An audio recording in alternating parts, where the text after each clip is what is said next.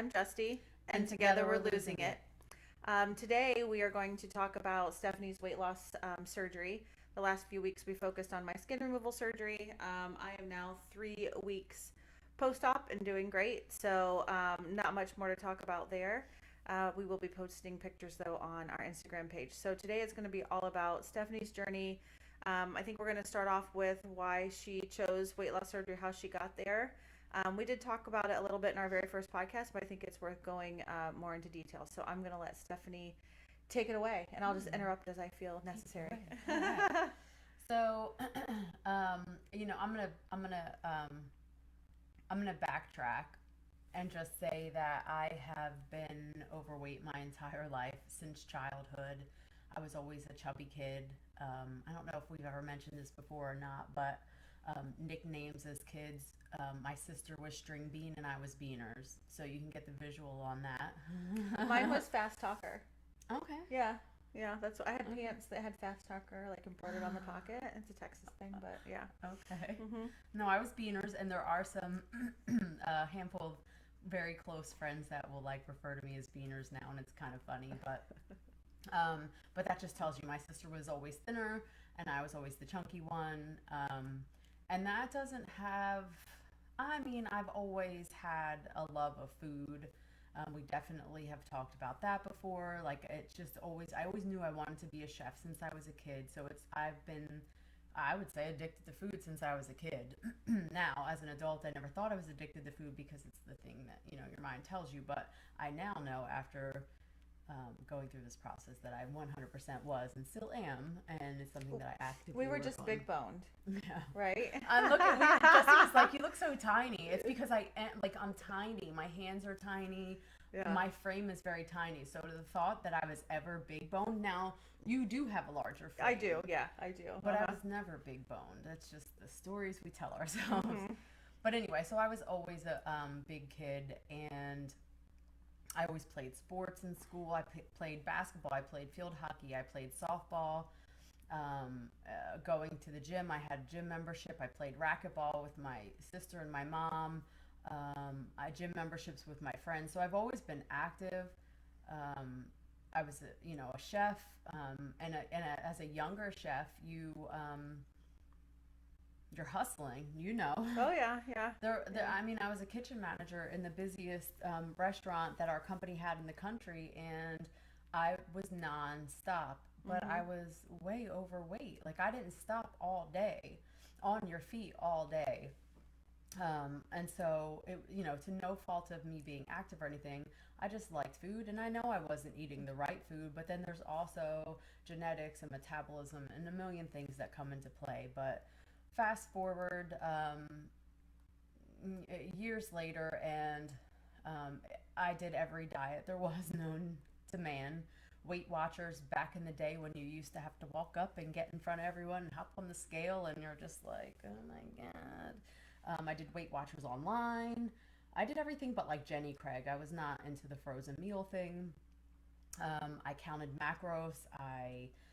And I did really well with that. I did a juice fast. I did every diet you could possibly think of, and I did it. I was vegetarian. I was vegan. I ate raw. I could lose 40 pounds, and then I could gain the 40 right back. And we've talked about that before, where I was able to lose the weight. I was never able to keep it off. Justy would lose it, pop up a little, flatten out, lose more. So she was able to do it without, the help of surgery or medication or anything like that. Whereas I would do the same, and it was my all or nothing mentality that would take me right back. Like, well, I just ate pizza, may as well have that ice cream sundae too. And then it was like, bam, like face plant off the wagon. So, and my mentality is more like I'm not lazy because I'm a hard worker, but I'm just lazy when it comes to like preparing and counting. Like, I just can't do that. I just can't. I can barely plan a vacation. So for me, that's kind of how it worked. I would just do what I could do and then just stop and pause and regroup and then do what I could do. But I was thinking about this right when you were talking about us both working in restaurants, and it's hilarious to me that we had a whole ass produce section at our fingertips every day, and I chose chicken tenders every day. every day. chicken fingers, French fries. Like, remember when we had like the meatballs and the mac and cheese? Like, those and are you the mix things them like. together. Oh yeah, those were so great. good. And It's like beef and it's Veroni. hilarious because we had a whole ass We ate the kids' walk-in. menu. Yeah, we ate the kids menu, and we had a whole walk-in. Both cook for a living, both know how to cook, but we chose these foods that just gave us whatever it was that we were needing instead of a piece of grilled fish and a nice salad, which is what I enjoy now. Right. If I eat chicken tenders and mac and cheese now, it makes me sick. Yeah. It's weird. It's just so weird. Anyway. Yeah, and I would have a salad occasionally, but I mean, I put chicken tenders on it. I put chicken and way too much dressing. No, I mean, we had chicken breast, but we're not using that now, are we? Right. So yeah, and so I really did try to do a lot of different things, and then I was going on vacation with my family. So family vacation, we were going to Ireland, and before that, I was like, all right, go. I mean, I went in and I did really well, and I think I lost like 50 pounds, and that's the lowest I had been in a really long time, and I was I think I just got into the 270s. So that would be 40 pounds. I lost like 40 pounds, and I had just gotten into like the low 270s, and I was like, sweet. I hadn't seen 260s in forever, so I was pretty excited for that. And then I had a friend's wedding the following month that I was in, and so by the time I went to that wedding and I did my vacation in Ireland, I was like right in the upper 260s, so that was great. And then I came home and it was almost like, oh my God, thank God, I met my goal, and again, done. And then it all came back again. And that was when was that vacation? 2017. So then in 2018, I was with my husband at that point, when all that happened and I had lost the weight and everything. 2018, we went out for New Year's Eve. And I just didn't like the way I felt. I didn't like anything about the way I felt. We had been like drinking pretty heavily and like hanging out and just eating and drinking. Everything was around eating and drinking. Right, yeah, that's what we did. That's what we did. The cruises were fun though. A lot of fun. And so I was getting dressed for that night, and I bought this dress, and it was really like form fitted. And even now, like I look back at it, I was big, but like I think I looked pretty good considering, but I remember the feeling that I felt putting it on. I did not feel good. I didn't feel like, I just knew like all of our friends were gonna like look amazing, and I just looked like this blob in sequins. And so I hated the way I felt. And so we went out that night, and I had a good time. You put the smile on, that smile. And I put the smile on, and I had a good time and whatnot. And the next day I was just like, eh. And then it was like, everyone's making resolutions, and I never really did that or anything, but I was just like, something has to change. And I had known people that had weight loss surgery. I know people that had gained like most of their weight back, which is the story that we all hear. You're going to gain everything back. And then I know someone that had gastric bypass, and I know someone that had sleeve, and they were successful with it. And I just thought, like, I always thought it was the easy way out. Like, I work out, I can do this, I know what I need to do. And in my mind, I was like, I'm not doing that. But at that point in time, I was like, I'm ready to try anything, because I'm just so tired of going back and forth and back and forth. So I went to a seminar at the local hospital. I didn't do any research. Like, you did a ton of research before going and having your skin removed. I did none. I just went to the local hospital. I didn't know that was a thing, that you could like find a doctor somewhere else and go to like, whatever practice you want to go to. I'm just like, you go to the local hospital. So that's what I did. Luckily, I had a really good local hospital, and the doctors were good, because I got lucky. But I went and I listened, and when I told my husband about it, he was like, you don't really need to do that. But this is coming from someone who's like 140 pounds. At the time, he was probably like 160, because he punched up too. It was totally my fault. And for people I took him down like that road. for people like that, because H1 and H2 were both physically fit, and so is H2.5. But so the men in my life has always been physically fit, and it's insane to me. Like, I've heard you talk about it too, is that they don't get it. They don't think the way we think. Right. They have no clue of how much food consumes our thoughts. And our weight and our weight consumes our thoughts. And every time you pass Yeah. a mirror or you're trying clothes Yes. on, God forbid you put a bathing suit on. Oh, Jesus. Man. I mean, I lived in Florida by the beach, so I Me got too. over that, but I didn't. but it's funny because it's literally consumes or did consume, still consumes some. Now that I've 3 weeks post-op, I'm like, I can't wait to show this thing off. But anyway, but yeah, they don't get it. Right. So when people who are skinny or who don't have the ability to be like morbidly obese like we were, I just kind of let that flow because you don't get it, you don't understand. Right. Yeah. And so that was his thought, and I was like, well, I want to go. And I'm just going to see. It's free. I'm going to hear him out and everything. And so when I went there and I listened to everything that he had to say, and I was like, I don't know about this. But anyway, you're leaving, they're like, well, when can we sign you up? And I was like, sign me up for what? Like, I was just asking, or, wanted to hear what it was about because I didn't know much about it other than people that had done it. And so they wanted you to do a consultation with a doctor and everything. And most insurance companies want you to do 3 to 6 months of nutrition classes. And so my insurance, of course, wanted 6 months. And I was like, well, I mean, it can't hurt. It doesn't mean I'm going to have the surgery because I'm doing nutrition classes. I'll take the nutrition classes. They were like $10 a piece. So $60. I'm like, I can pay the $60. So I did that. And I signed up to do a consultation with a doctor. And probably about maybe 2 or 3 sessions. And this was right when COVID started. So everything turned to online.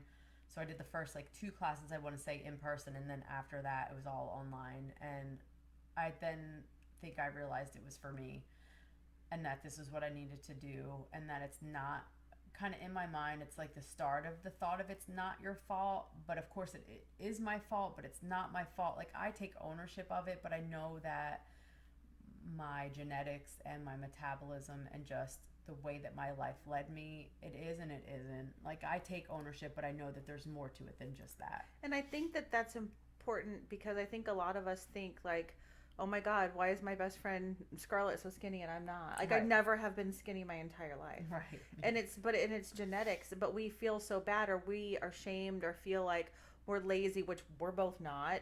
Yeah, did we eat really shitty food? Yep.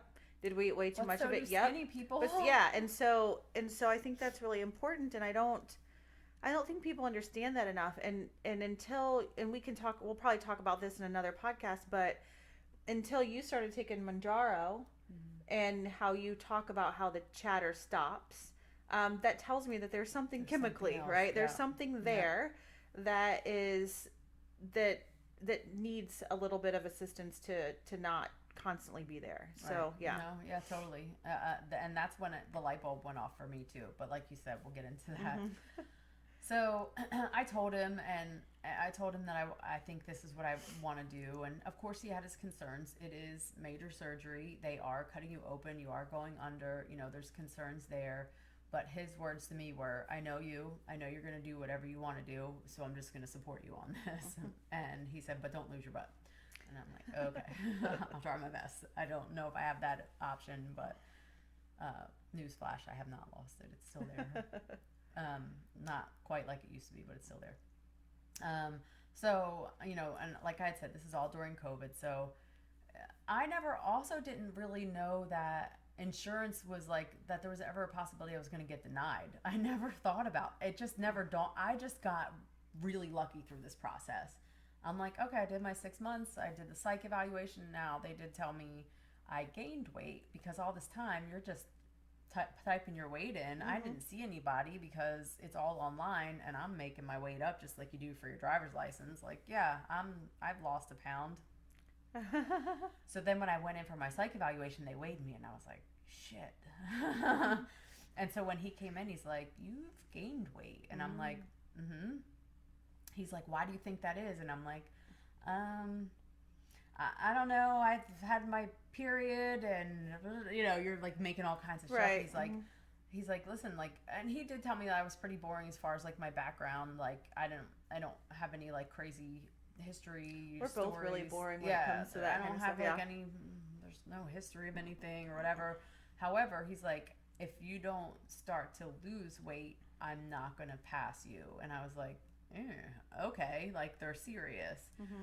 and that was my only fear of not getting past, was like, okay, I have to start losing weight. But you can lose 40 pounds really good. Yes, so. I know I can. So then I got my ass in gear, and it was, like I said, during COVID, and that's when my husband and I really started getting like into like hiking, and we were like, well, canceled the gym membership. I signed up for so I could do body pump classes at home. I ordered all the weights. Like, we did everything so we could do workouts at home, and we would hike and take walks. And where we lived, we had a park right there, so we would do laps around the park and whatnot. I would walk, he would jog. I wasn't quite there yet. Now, how much did you lose from like that doctor's appointment to your surgery, or to getting approved for your surgery? Let's see. I was like 90.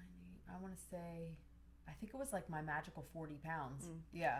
And did you ever think, like, was there ever a moment when you were like, you know what? No, I can do this? Yes. Or were you like, Yep. like, did you ever have like a second? I did. thought? I was like, well, if I can do this, then I probably don't need the surgery. And I thought that to myself, but then I was like, but how many times have we done this before? And you're this far down the path, and The universe was telling you. yeah, something was. And so I was like, I'm doing it. I'm doing it. And then it was like, once, I'm very determined when I make my mind up. So my mind was made up, and I'm like, when I go for something, I go for something. And so this was it. I was going for it, and I'm going to have this surgery, and I'm going to kill it. And so I did everything I needed to do. I was 150, I don't know, 3, let's say. 52? 252. Oh, sorry. You Yeah, said 2. one. I know. I wish I was 152. I'm like, I don't know, 152, 252, 253, something along those lines. I was in the 50s before surgery. That was my surgery day weigh-in. My highest that I ever noticed was 311. Could have been higher than that. You stop weighing yourself after a point in time because you don't want to see that number anymore. Right. You're disgusted by it. And so, yeah, when I went day before surgery is when I told close friends and family about it. Day before surgery, I made a Facebook post. I don't really go on Facebook much anymore. It's not my avenue. I'm more of an Instagram. Facebook can be very negative, and it's just, I go there because I have a lot of people that I, after traveling and everything for work and family, people that I want to see what's going on with them, but I don't do much on there anymore. I get on there 5 minutes, and I'm like, why did I do this? And I hop back off. But at that time, I was like, this is the best way for me to tell everybody, like, what I'm doing. And of course, and I didn't do it sooner because, someone's going to try to talk you out of it. So I did it the night before. And of course, there's people that, oh, my cousin's blah, blah, blah, blah, blah. And I'm just like, what the, like, why? Why do people feel the need to try to, number one, you're not a doctor. Number 2, like, you don't pay my bills. And you don't live in my pants. Right. Like, how are you going to tell me what I should or shouldn't do with my body? And I had the same thing when I was with my skin removal surgery. My mom, she's like, I didn't think you needed it. But then now she's like, look how skinny right. she is. Well, she never saw me without clothes on either. And so when I sent her the video that we put on Instagram of me and all of my skin, I think that's when people were like, holy shit. Like, they didn't realize what I was living with. And that's the same thing with you. Like, unless you've lived in my skin and my pants and my brain, just support me. Just support me. You don't get to say, yeah, right? no, and you don't. So yeah. I wish I should pull that post up and just look at. There was people who, some people I'm gonna remain nameless, but somebody who I wouldn't take advice from if they were the last freaking person on earth.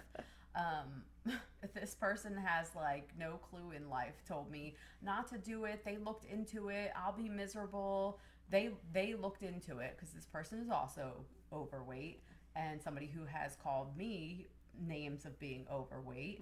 And I'm just like, that person wouldn't jealous be my friend maybe. anymore. Well, they never were my friend. Oh, okay, gotcha. Right. So yeah, and I'm just like, that's a jealousy speaking, and because I have the balls to do it and you don't, and I'm doing this because I am going to better my life. I deserve more than this. I don't want to take blood pressure medication anymore. I'm pre-diabetic at this point, and I don't want to become diabetic. I have fatty liver disease. Like, what the hell else do you want from me? Like, I'm going to save my life. I don't need your permission to do it. I don't need anyone else's permission to do it.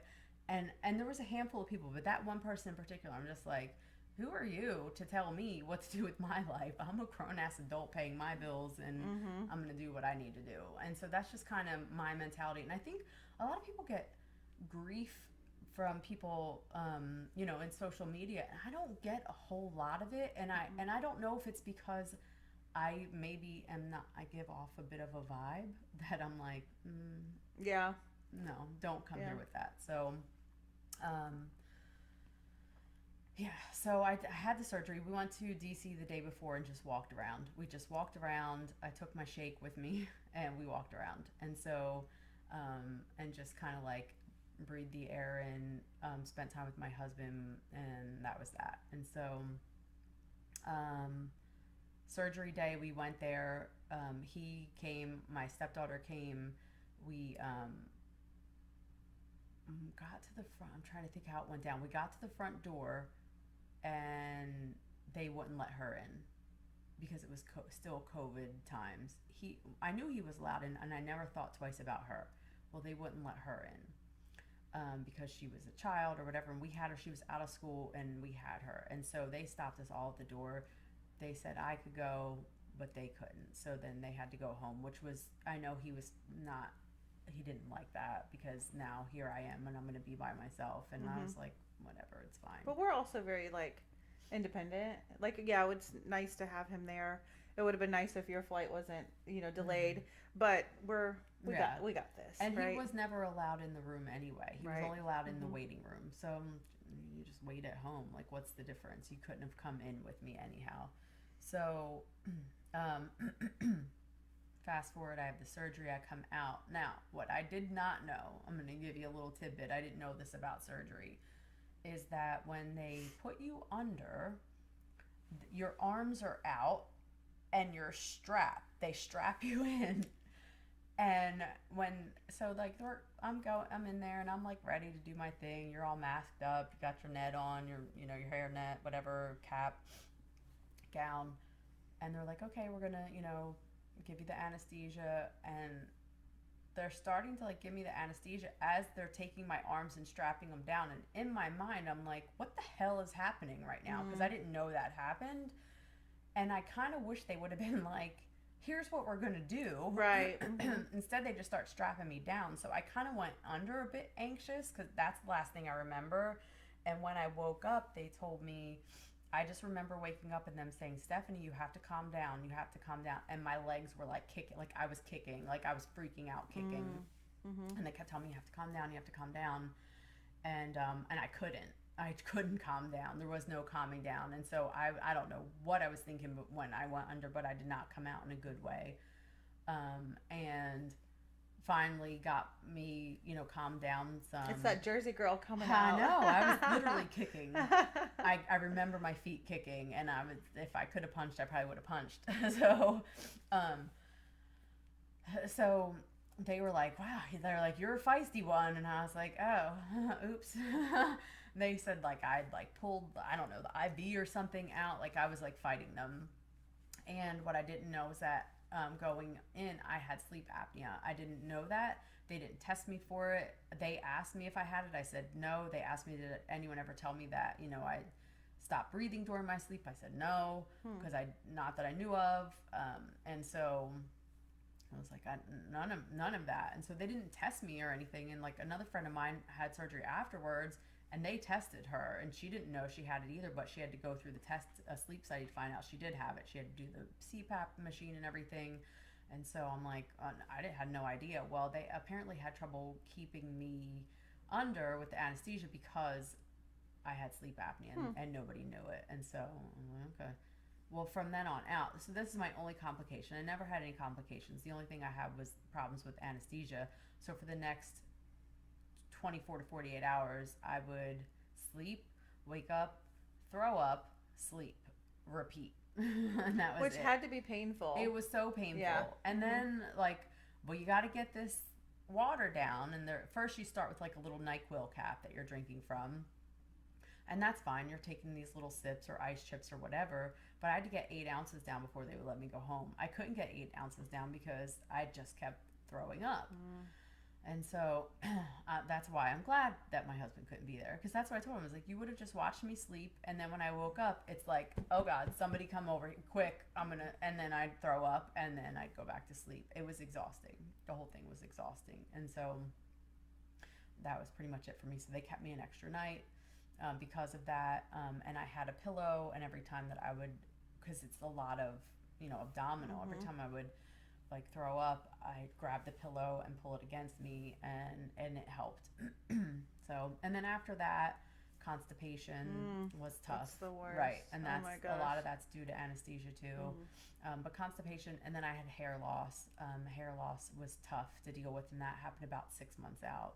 And your incisions, were they anything big deal? Just sort of. No, they were itchy, and the doctor said that's normal, and that's the glue, kind of adhesive glue that's on it. And eventually, he said, you can peel that off now, because it became really, really itchy. But that's it. Incisions. I'm going heal through the fine. itches right now. Yeah, Yeah. that Week stinks. 3. Yeah. And I had, I think it was four small, half-inch maybe incisions. Some of them I can't even see now. But yeah, that was the only constipation, hair loss was the two biggest things. And so immediately after, I was very textbook. I tracked my food, tracked my water, met my goals. All in. Deep Yeah, dive. She's a very. deep dive I diva. am, yeah. So it's like, I'm going to do this and I'm going to do it right. And so thank God I was out of work for a couple weeks, so I had the time, nothing but time to focus on it. I didn't have problems with stairs. People were like, oh, you're not going to be able to walk up and down stairs. So I'm thinking I'm going to have to sleep on the couch. I was fine with steps and whatnot. But we always worked out. And I think Right. that that's super helpful to do that beforehand, like to be strong before you go into a surgery. So I did that. And then, it was, I guess, a lot of that's kind of a blur to me because it went so well, I guess. That was the easy part. The easy part was getting through, the first year or so. And your of weight it. came off pretty easily. Yeah, and I'd have plateaus here and there. The weight came off though, but I also, like I said, was very textbook. I followed all of the, my clear liquids into puree. I didn't jump ahead. I didn't do any of that. The most bending I did was I didn't puree as much as I should have pureed. I more finely pulsed into little tiny pebbles and I chewed it into a puree because I just was like, I can't. No. Yeah. No, that's kind of gross. Some of it was pureed, but a lot of it was like, I couldn't eat pureed meat. Do you think that the fact that you're a chef helped you? Like, I feel like some people that don't know how to cook or don't like to prep food or even know anything about it, it would be really a struggle for them. Yeah, it definitely hurt me in the beginning because I knew how to make all the delicious things. But I think it helped at that point in time because now, and I'm really good at it now, is taking something that I really want to eat and flipping it. I call it flip this dish. And I'll flip the dish and I'll make it into something that is more bariatric friendly, more healthy. But still delicious. But still because I good. get to eat all of the stuff. Meals So on Wheels. Did you have the cheesecake? yeah, it was Did good. you like it? Yeah, no, I Yeah, did. a little Yeah. bit of a weird texture. So I made this cheesecake that was out of Greek yogurt, and it kind of fills the square of a dessert. But it's not cheesecake, but it was pretty good. I Yeah. thought so. Yeah, so I try to find things like that to where I can make something that I might crave or want, but make it healthier. And years ago, you would have never caught me doing that. Like, I'm just gonna. We would have used all the butters, Right. all the full fat, everything. And I will say though, sometimes you do need to just scratch the itch. Yeah. Sometimes you have to. Like, you just got to go for. But I learned the hard way too now. That sometimes scratching the itch my tummy doesn't like it. It doesn't like all the sugar, and so then I'll get kind of like sick or whatever. Not sick, but like my stomach will turn a bit. So. And I think that's important for both of us. So what I do is I restrict, and I eat like super restrictive, and then I'll binge because I feel like I'm restricted. And that's what I do. So I'll lose. I used to lose 20 pounds or so, and then just stop and go back to my normal eating. I don't really gain weight, and then I'll restrict again. So for me, I've found it's so important to eat satisfying food. Right. I love nachos. We So had I'm them gonna last night. So I'm gonna eat nachos. I'm not Yeah. gonna eat a big ass plate Yeah. of nachos every day, but if I want nachos, I'm gonna eat them. I made nachos last night. I tracked my nachos, and to the point where I was like, okay, I'm gonna have 7 chips. I put my 7 chips out on a plate. I made my husband like his big plate. I put my 7 chips out. We used a vegetarian meat, which was really great protein. It was better protein than I thought it would be, and I was excited for that. So I put that on. I put my low fat cheese on. I had salsa. I had light sour cream, and it like filled that square. I didn't even eat all 7 chips. I ate 5. So I took 2 chips off of my tracker, and I was able to eat a chocolate chip cookie because I took that off. I'm like, look at all this calories I have left. And I was like, I'm gonna eat this cookie. So yeah. Yeah, so it's important that you don't like restrict, and I don't count calories. I can't do it. I just go by my body. Some days my body's super hungry, some days it's not. Yeah. And I know that if I get into counting calories, I'm going to be like, oh, well, I can have, Like 1,800 calories, so I can have 5 cookies because I didn't hit my goal, but I'm not hungry Right. for the 5 cookies. Right. So I go by my stomach. Yeah, and the difference is I kind of have to now, and so I didn't. Except my doctor was like, you need to, because now taking the Manjaro, he's like, you really need to, because this is what we need to do to make sure that you're staying on track. And so I do, and I'm okay with it. I do well when I track. It's just because it is, and it's as simple as you writing it down. Yeah, I will plan. write yours down. Yeah. Putting it down, it happened. It makes you accountable for what you think twice about, putting the cookie in your mouth or whatever. But surprisingly, because I'm only getting 1,200 calories right now, if I'm only at 10, I was at 1050 at the end of the day yesterday, especially after taking, because those chips, I knew I was having nachos, so I kept my lunch and my breakfast really kind of lean, but good protein.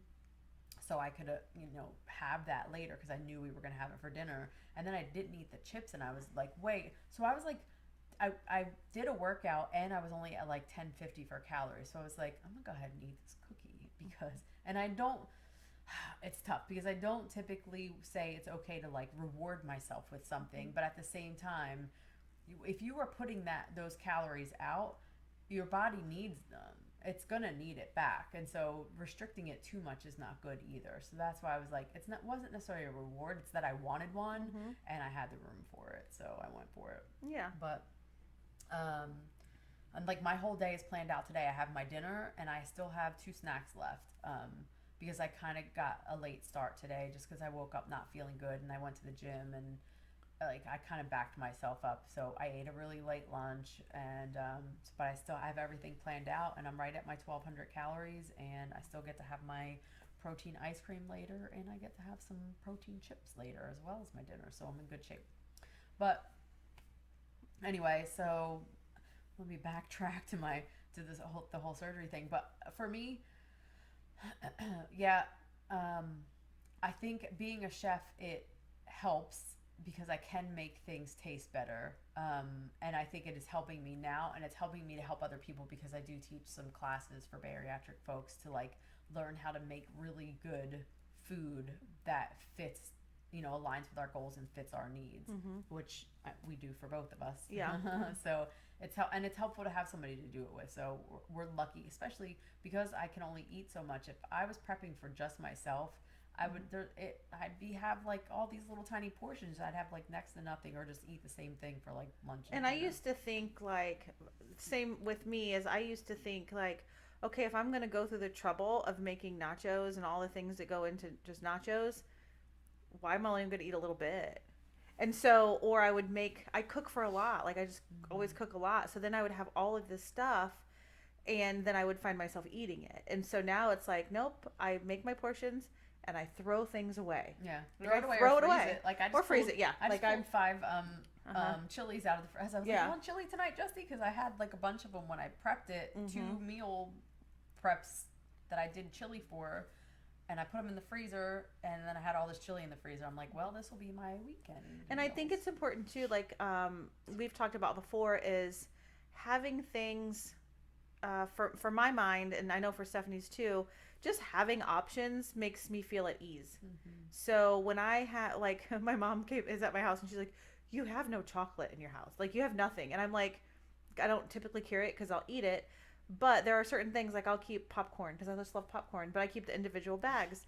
But me knowing I have it and knowing I can get it whenever I want, it makes me not eat it, if that makes sense. Yep. So Yep. it's weird. It's like a security blanket. Yeah. Yeah. Mm-hmm. I do Mm-hmm. it too, except the cookies are my jam.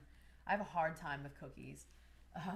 And my husband loves them, and so I'll buy them because I'm like, well, he loves them, and I do really well because he'll leave the damn thing out on the counter. I'm like, put it away so I don't see it. So if I don't see it, I don't think about it, and then I see it, and I'm like, I see you over there. I see you, cookies. But yeah.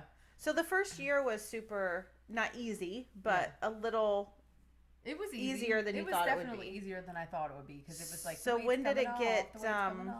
When did it get not easy? After the first year. Yeah. I was probably what they call the honeymoon phase. The first year is like the honeymoon phase where it's like the weight is just gonna come off, and then once I got down to like 170, I think I was in the 170s. I saw it for like a hot minute, and then I never saw it again. And so, I saw the 170s, and this is when we lived in West Virginia still, and I was running a lot.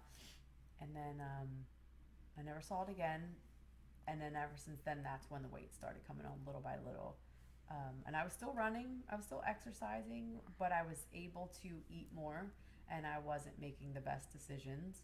And then it's like, okay, let me get this under control. And so I'd start to try to eat better, and I was seeing all the old things creep back in. Mm-hmm. Everything was coming back again, like, well, you messed up. And in my mind, I'm thinking, I did this to myself.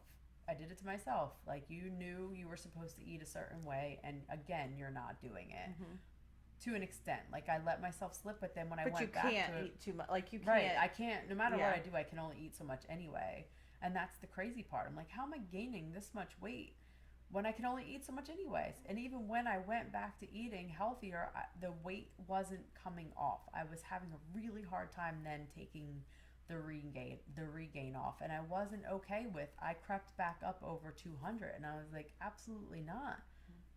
So that's when I made my appointment to go back. Well, I moved, and so I had to find a new doctor, and I made an appointment to go see that doctor. And I was like, I'm about to be in trouble. I had like put on my big girl pants, and I was like, they're gonna lay into me. And it's so funny how and this is a whole, because there's a whole nother topic, going from that appointment to where my mind is now, that I see things so much more clearly now, that it is not, that regain isn't, yes, it's my fault. I didn't stick to the plan, but who the hell does?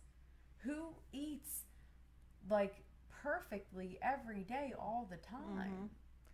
Right. Nobody does. Right. Yeah. And I'm struggling now because I was doing really, really well. Before surgery, I think the last 3 months before surgery, I lost 20 pounds. Yeah. Worked out a lot. And now, but I know I'm eating now not the same that I was eating before surgery. I'm recovering from surgery, and so that's my justification in my head. But I know at some point I'm like, okay, I gotta get back on my plan that I had.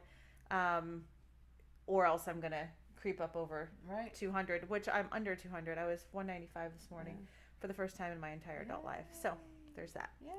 And I gained 3 pounds. I was just telling Jesse this earlier. I'm like, okay, let's be real. I gained 3 pounds between Sunday was our weigh-in day, and yesterday. I didn't weigh today. So 3 pounds between Sunday and Thursday.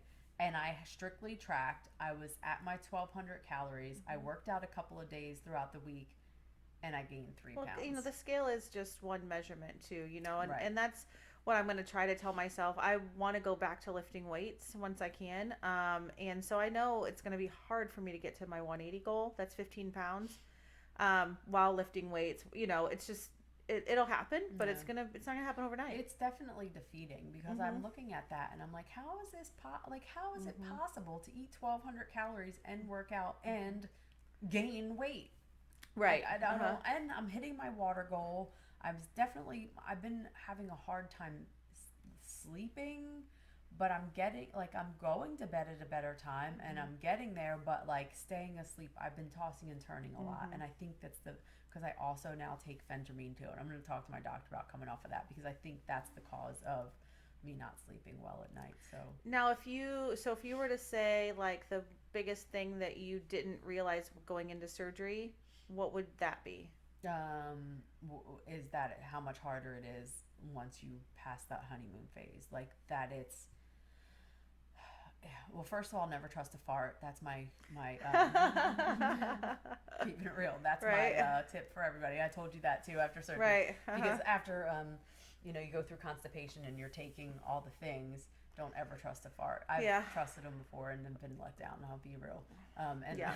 sometimes you're just like, I, everything gastrointestinal that goes on with you once you have some things rearranged here is just completely different. And my husband's like looking at me like I'm crazy, but my stomach will make noises. It just got a mind of its own. It makes all the noises, and I'll just be sitting here, or we'll eat when we're eating. It's making noises, and so that's just one of the things. And constipation is a bitch. And you're gonna have to do all the things to avoid that. The hair loss is gonna suck, and it will pass. It's grown back. I continue to keep cutting it just because I'm like, meh, I'm fine with it. It's grown back. It's grown back. It's doing okay. But for sure, it's the mental piece. You have to wrap your head around the mental piece. I did start going to therapy.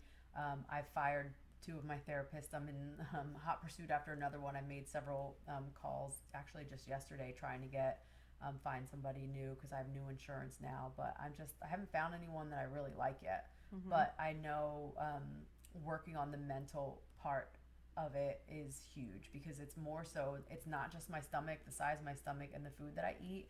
It's up here. It's all up there. And the chatter, like we said, that I know now with the Manjaro, that chatter, it comes back and it comes and it goes. And that's the hard part is I don't want to sit and think about food all day, about whether I should or shouldn't, and how much should I, and what, and if I do this, and what And about justifying that, it and coming up with excuses yeah. and then white knuckling it, Right. and then it's just a I don't want to do yeah. it. You know, I think we're both so much better than we used to be, but it's still a constant. For Yeah. me, it's still a constant battle. Like I do good when I plan my food and I stick to my plan. And but you know, like today I was in the kitchen. My mom bought these peanut butter pretzels, like stuffed Oh, I pretzels. love those things. And I just keep walking by them and grabbing a few. And I'm like, Justy, why the fuck are you doing this? Yeah.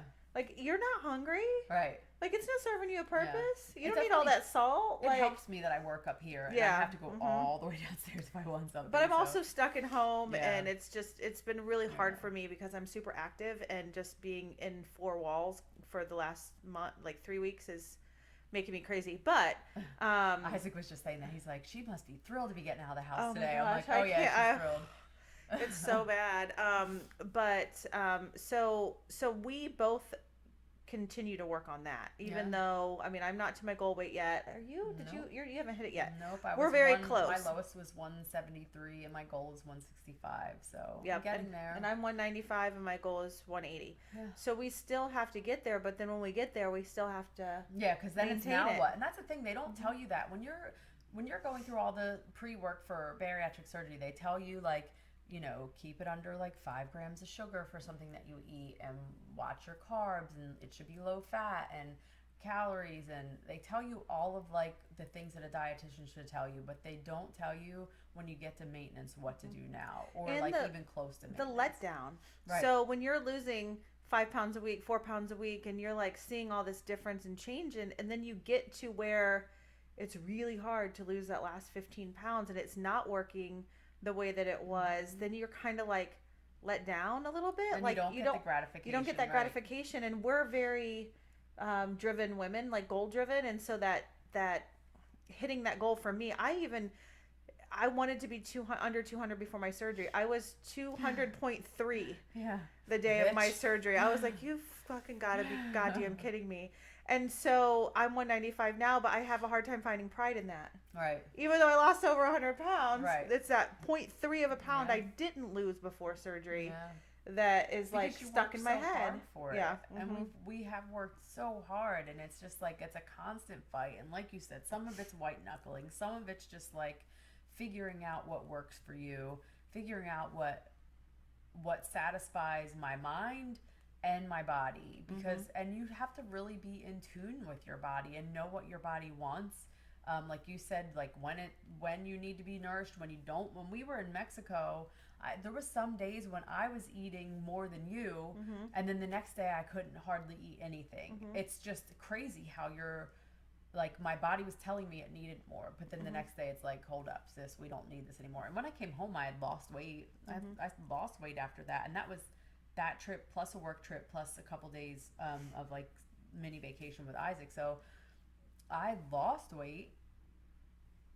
So I was doing the right thing. And I think when you get into tune with listening to your body rather than, oh, it's time to eat, or I have to fit within this certain amount of calories, or I have to eat this, or I have to do this, or I always do this, or whatever.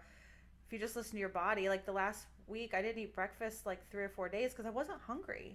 But this morning when I woke up, I'm like, Mom, I'm hungry.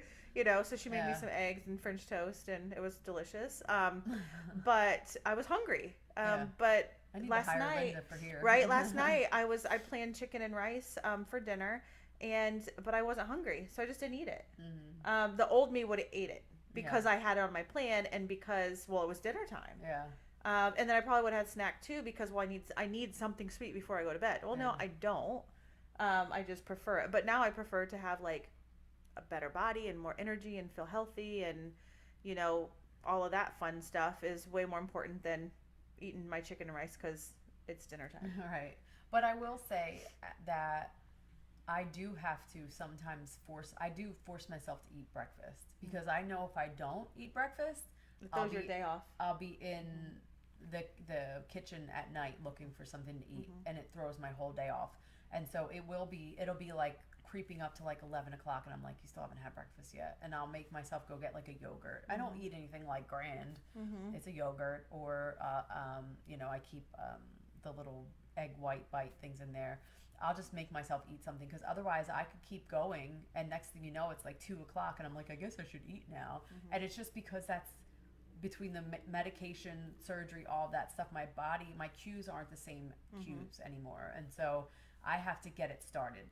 But sometimes I'll wake up hungry, but sometimes I have to get it started, and I know I can't skip breakfast. I just can't. There's otherwise. At night, I'm in the kitchen telling myself lies about why I should be eating something that I shouldn't be eating if I would have just started when I should have started. So I guess it's a little bit different in the scenario of like weight loss surgery and medication, that it changes some things in you, and you kind of have to at least get it started, because otherwise I could go half the day and not eat anything. So, which is, I guess, intermittent fasting at some level, but still not good for you, because I'll definitely be those cookies will find me, and not just one of them, or I'll find them. Right. Yeah. Yeah. So I think you know, we both definitely have gotten over some huge steps and milestones and a lot of stuff. So I think what's next for us is just really figuring out this whole, you know, last few pounds and maintenance, and then helping other people through their struggle, and trying to figure out what's the best path for them, because we obviously took totally different paths.